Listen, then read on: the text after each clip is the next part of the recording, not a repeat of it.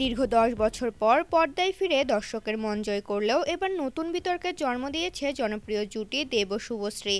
সম্প্রতি মুক্তিপ্রাপ্ত তাদের নতুন সিনেমা ধূমকেতু বক্স অফিসে দারুণ সাড়া পেলেও এক সাক্ষাৎকারে দেবের করা একটি মন্তব্যকে কেন্দ্র করে উত্তপ্ত হয়ে উঠেছে টালিপাড়া। সাক্ষাৎকারে দেবকে প্রশ্ন করা হয়, যদি এই সিনেমাটি ২০২৫ সালে তৈরি হতো তাহলে কি তিনি শুভশ্রীকে নায়িকা হিসেবে নিতেন? উত্তরে দেব বলেন, শুভশ্রী এখন ২ বাচ্চার মা হয়, তার চেহারার সারল্য বা ইনোসেন্স নষ্ট হয়ে গেছে, তাই নায়িকা হিসেবে নয় বরং কোনো পার্শ্ব চরিত্রে তাকে নেওয়া যেত।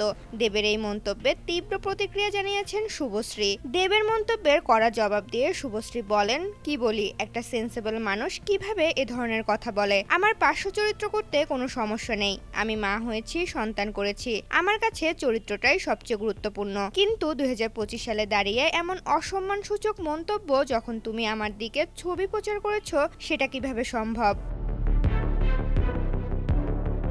সাংবাদিকদের প্রশ্নের জবাবে শুভশ্রী আরও বলেন, বাবা, আমি এসব জানি না, মা হয়ে গেছি, মুখের সারল্য নেই। এই কথা বলে তিনি দেবের মন্তব্যের প্রতি নিজের ক্ষোভ আরও একবার স্পষ্ট করেছেন। দেব ও শুভশ্রী একসময় বাস্তব জীবনেও সম্পর্কে ছিলেন, তবে মতের অমিল হওয়ায় তাদের বিচ্ছেদ হয়। দীর্ঘ বিরতির পর তাদের একসঙ্গে কাজ করা ধূমকেতু এখন বক্স অফিসে সাফল্যের চূড়ায়। তবে দেবের এই মন্তব্যে তাদের মধ্যকার সম্পর্কের টানাপোড়েন আবারও সামনে চলে এসেছে।